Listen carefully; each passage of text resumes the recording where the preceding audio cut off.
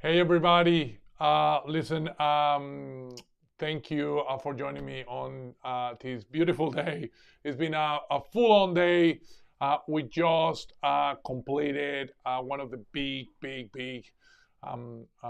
days on the one of the associations that we are members of, and we're actually on the committee of,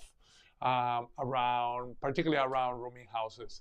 Had a few presenters and a lots of content where I'm actually going to be covering probably a bit of that along the way. But today I wanted to talk to you about a couple of things that we've been noticing in our portfolio, both as an investor, but also as we manage our clients' properties. And, uh, and it's been the issue of maintenance.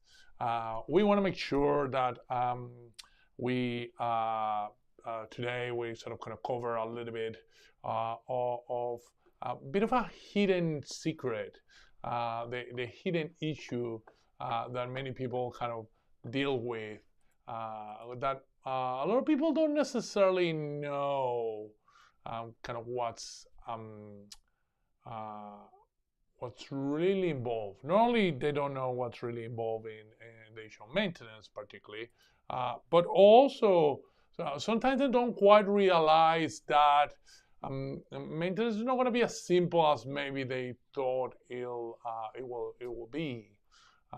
But also that different styles of property have different maintenance implications and different maintenance regimes. And today I wanted to talk to you a little bit about that. Many of you know that I am personally an investor in a lot of these properties. I have kind of a number of properties in my portfolio, including rooming houses.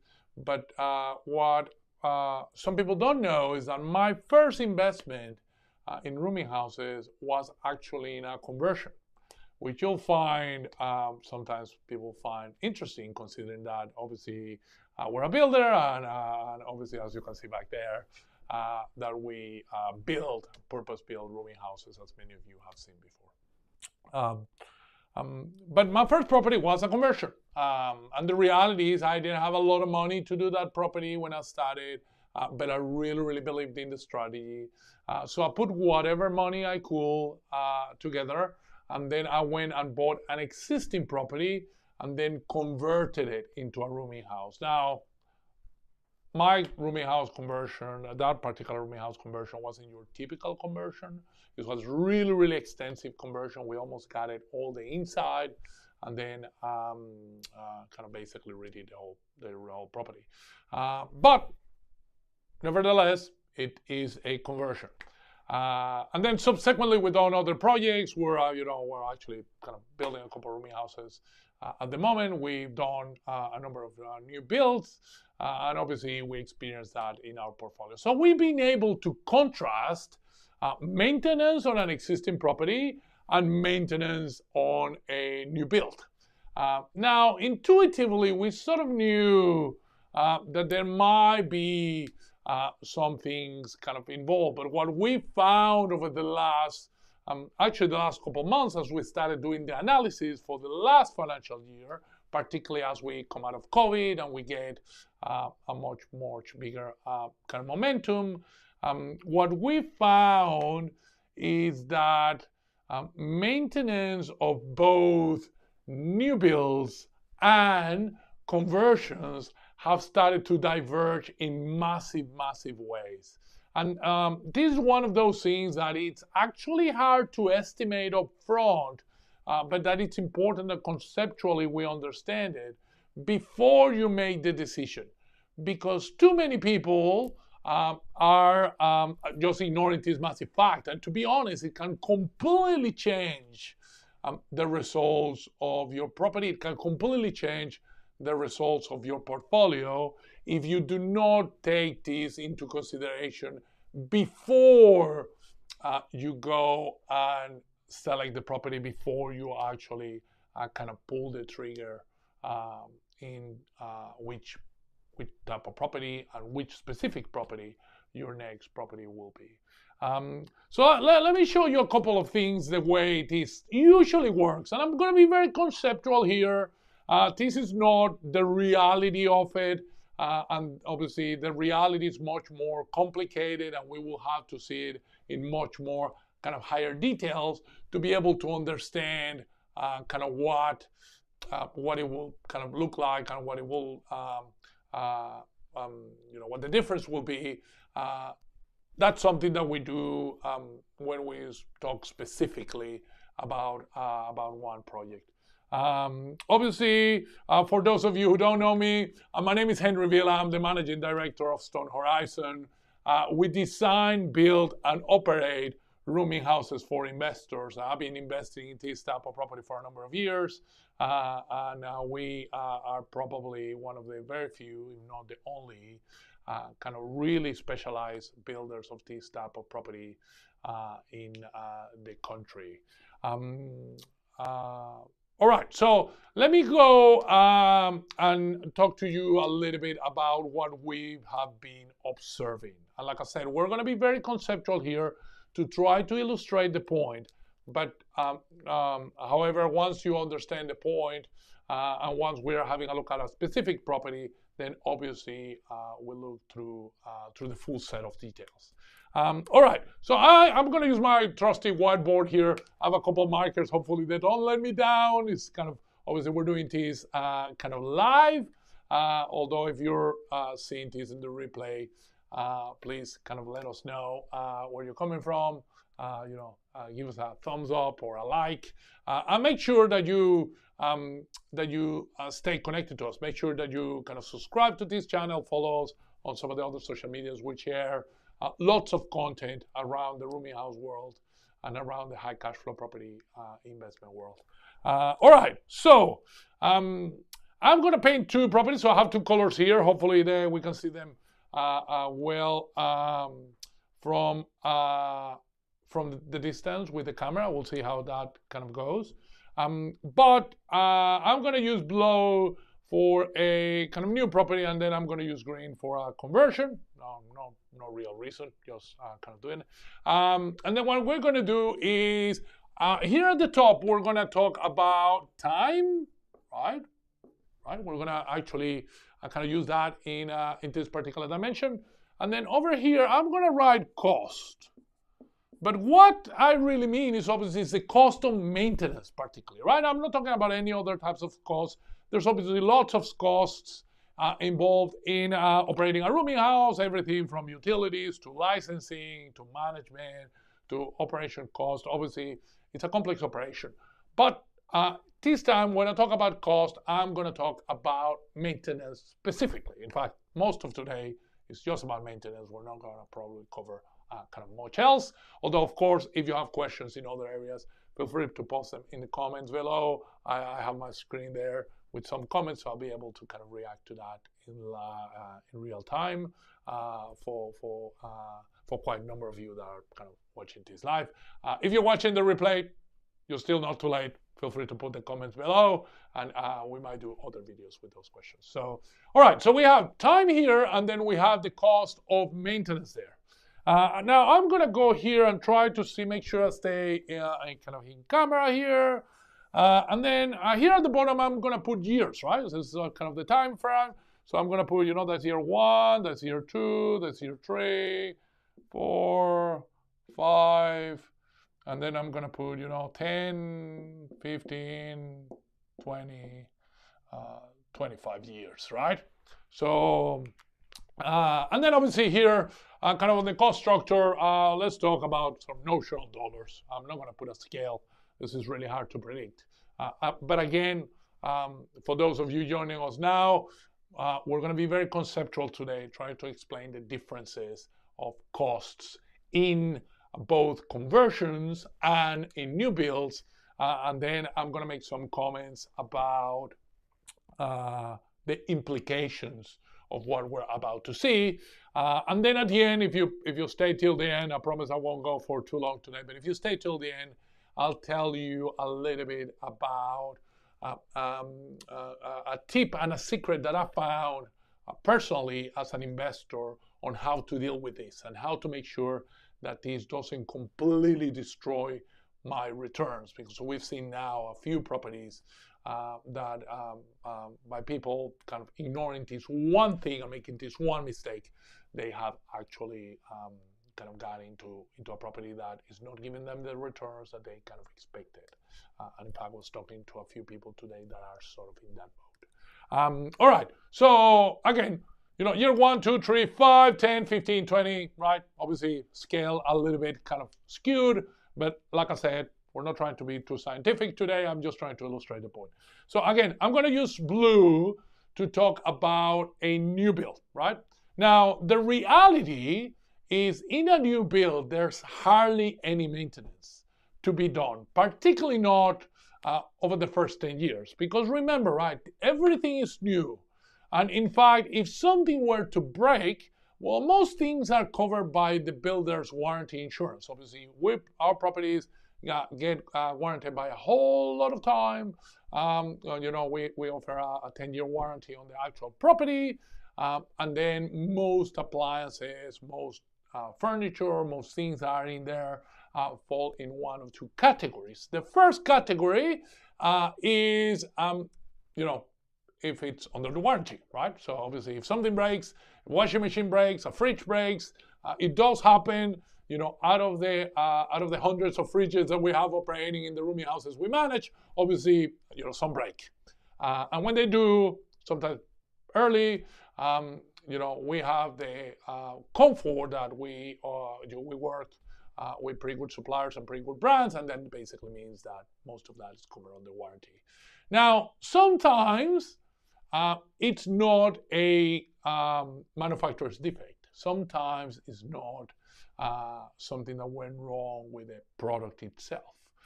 Sometimes is data, particularly with furniture, we find sometimes it's just abuse, right? Sometimes some tenants just treat things badly, trash the place, trash furniture. Thankfully, it doesn't happen a lot, but it does happen sometimes. But you need to remember that in that case, the cost is not yours. The cost is the tenant's. And if the tenant doesn't pay it, well, that's why we have bonds and insurance and other elements, right? So generally speaking, in a new build, in a new project, in a new construction, the curve around maintenance looks somewhat like this, yeah? Pretty close to zero for quite a long time. And then maybe by the time you get to year 10 or 15, then the cost curve starts to slowly creep up, yeah? And then, of course, by the time the property has been in operation for maybe 20, 25 years, then maintenance starts to become not really super significant, but it starts to occur, because obviously, things start to degrade sort of over time. Now, a lot of people go into conversions because of price, because of the investment base being lower. Now, while rents in a conversion are lower, sometimes people make the false assumption that, well, you know what, the rent's a little bit lower, but I can get, a much cheaper property to start with, or the overall cost of obtaining the property is going to be lower, or the bank is going to lend me most of the money. If you want to know more about lending and conversions versus new builds, feel free that you go earlier into this particular channel, whether you're watching us in YouTube or LinkedIn or anywhere else. There's a video that we created around lending and what's involved there and what the options are for new builds versus conversion. It's also one of the topics that we're covering in my new book that I'm working on, that should be available in the next few months. We're not quite there yet, but we're covering a whole lot of detail there. So a lot of people think, well, I'm going to go to a conversion because it's cheaper. And even though the rents are really lower, a little bit lower, because the cost base is lower, or I'm putting less money, then the returns are going to be better. Right? However, you need to understand that when you take an old house and convert it into a rooming house, at the end of that process, you don't have a new building. You still have the bulk majority of the property. It's still an old property. The bulk majority of the property is still technically an old house, right? And because of that, a lot of the items and a lot of the elements and a lot of the fixtures and fittings in that property will be old. The windows will be old. The electrical system, depending on the degree of which that is kind of changed over the conversion process, will be largely old. The plaster will be old. The kitchen, existing kitchen, presumably will stay there, and therefore, it's been there for quite a number of years. So what tends to happen is, the maintenance costs follow a very, very different curve. And what I've found in my personal conversions that I did when I started, particularly over the last 12 months, is the maintenance costs have started to creep up, right? And that's something that, like I said, I always expected. The baseline of maintenance has always been higher. It kind of started somewhere around there, right? So a little bit higher than where you would expect a new build, a brand new building kind of to be. But I kind of expected that things will run like this and then eventually will go up. Unfortunately, that it's not what happened, right? This wasn't it. In reality, what really happened is that curve got accelerated a lot more, and maintenance costs started to creep up much earlier than I will think. So, my first kind of rooming house has been operating for a number of years, but not that many years. So they're somewhere around here, 3, 4, 5 years, something like that. And then what has happened is just as soon as we got here, the maintenance started to creep up. In the typical conversion, in fact, in some conversions, maintenance starts to creep up within year 1 or maybe 2. Like I said, my conversion followed a much more flatter curve because we changed a whole lot of the stuff during the conversion. Was a massive exercise for us. But for most conversions, if all you do is kind of go in there, put in an extra walls and put in an extra compliance, well, those elements are new, but the bulk of it, it's pre-existing. The bulk of it's been there for a number of years. So things like toilets and bath and sewer and stormwater and gutters and roofing and insulation and a lot of those flooring and a lot of those elements have been there for a long, long time. And inevitably, they start to break down. They start to wear out. Particularly when you put into the property the extra load and the extra use that you will probably have by being a rooming house, because obviously instead of just having a family with 2, 3, 4, 5 people, now you have a rooming house which in most cases will be kind of fully occupied. In most instances, you'll have anywhere from 9 to 12 people living in there. Everyone using the same bathrooms, everyone using the same kitchen. And again, if those elements are not new, if those elements are existing, they will tend to break down. I have had, a couple of hot water systems changed this year, which, will never have happened in a new build. I actually had to make some changes on the kitchen because some of the appliances gave up the ghost. And in fact, it actually cost me probably more than it would have cost me to put new ones in a new build, because the design of that particular property it's pretty much locked in to what the house used to be back when it was a house. And I'm now starting to expect other things to go wrong. I'm actually starting to expect things like some of the electricals to wear out. Some of the toilets will probably require more attention. We're going to have, calls to the plumbers more often and things like that. Now, it's not necessarily unmanageable. Properties are still significantly cash flow positive, but But it's very, very important that you understand that being positive is actually a pretty low bar. A property that makes $1 is already cash flow positive, and that's not why we invest in rooming houses. And not what you guys will have seen me, and it's kind of our slogan, and we mention all the time.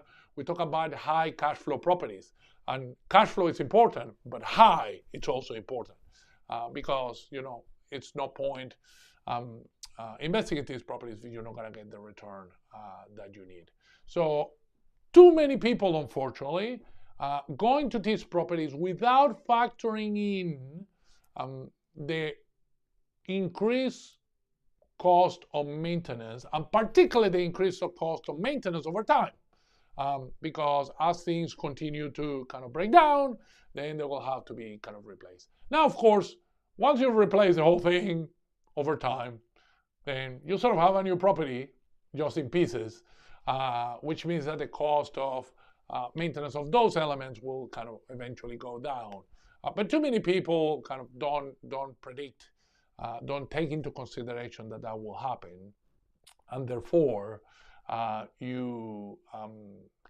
they overestimate what the returns are going to be, what the overall result of the property is going to be, and inevitably they get disappointed when those unexpected maintenance bills kind of show up, when things start to break.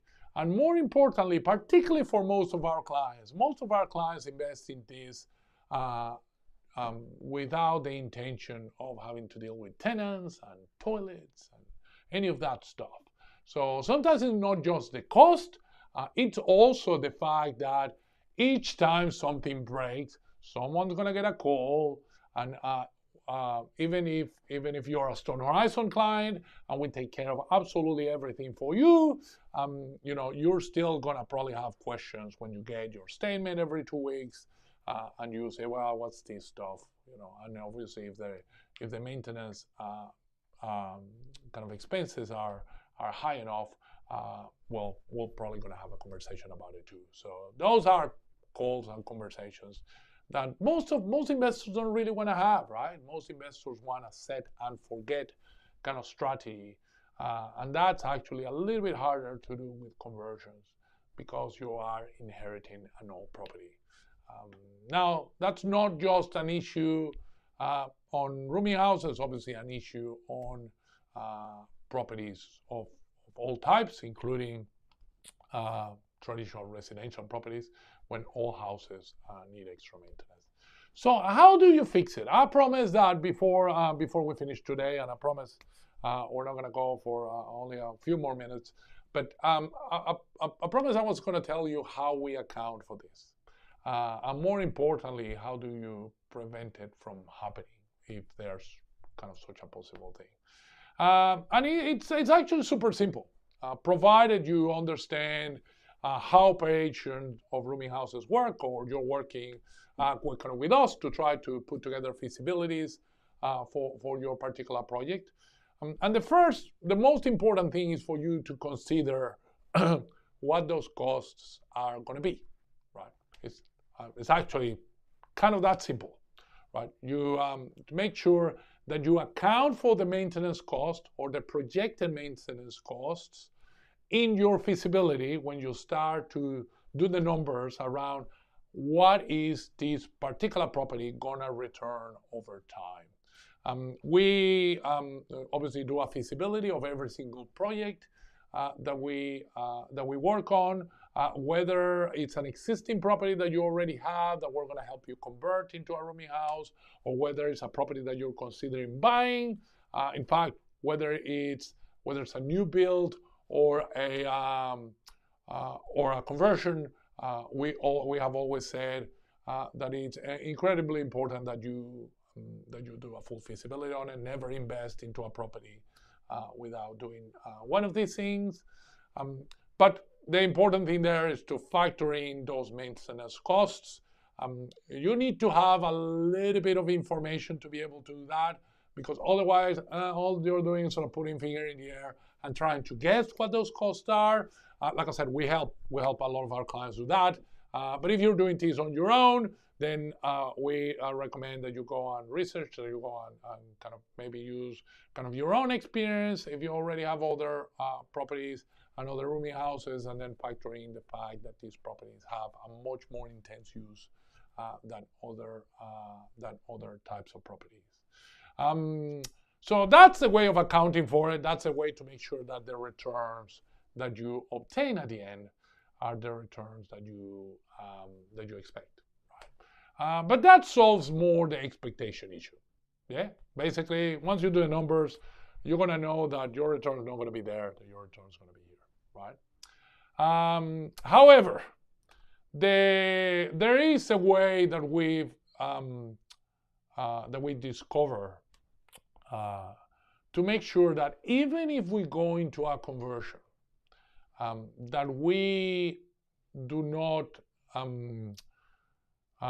make a decision about buying a property that is going to set us down a path of creating a headache. That is not going to set us down a path of getting into a property whose return it's not quite what we're hoping, or not quite what we have determined in our strategy together with advisors or as part of our planning to obtain the cash flow we need. And the way we approach that, and the way we've seen it kind of done in the past, is using that data, using that feasibility that I just spoke about, to compare different options, right? And we are fully aware that that creates an extra layer of complexity. In fact, it actually makes it even harder to find a property that is right for conversion, because as I've spoken before in our video comparing conversions to kind of new builds, you will have seen that obviously one of the challenges of conversion is you need a property that has the right sort of layout, that has the right sort of setup already to be able to convert it. What we're saying now is that in addition to that criteria, you should add the additional criteria of maintenance for that property. Because while we're saying that the curves kind of diverge this way, the reality is that there's infinite number of those curves. Well, I guess not infinite. I guess as many of those curves as properties there exist in the country, or at least in the state. But what you can do is you can actually compare that as you are starting to think about the acquisition, as you're starting to think about which one you buy. Because, that is, this could be, conversion option number 1. It might look like this. But conversion option number 2 might be a much older house. Therefore, the bar might be here and go even steeper than this other one, right? It might look like this and then go straight up. That might be number 2. And of course, property number 2 will have higher maintenance cost over time, and then when you factor that into your feasibility, then that will lower your return, which you will then have to compare to how much is the property cost and how is it financed and all those other things that we're not going to cover today, but you can see in our kind of YouTube channel and in our other social media channels that we cover over time. But at the same time, you might have something that starts way lower in here, and that then over time kind of starts to creep up in a much slower way. So, that would be number 3 there, right? So now, if I'm doing a conversion, do I want number 1 or number 2 or number 3? Well, the answer is easy, right? What do you think the answer is? Well, as always, it depends. Because we're only looking at one thing in here. So if you just look at maintenance cost, of course, number 3 is much better, right? However, if that property number 3 is significantly more expensive than the others, it might be worth doing some of the maintenance, right? It might be worth making some of those changes. And also remember, those curves are not all the same. Again, I'm simplifying today to kind of illustrate the point. But it's also very, very possible that you have a property where, you know, the costs start being significantly higher, and then they go down because you've done a significant amount of work in that property. And then, you know, you replace bathrooms, you replace kitchens, you replace a number of those elements. And therefore, once all of that work is done, then, you know, by nature, the maintenance costs will go down because a lot of those elements will be new and won't need maintenance for a long time. Kind of like it happens when you build a new property there in the blue line.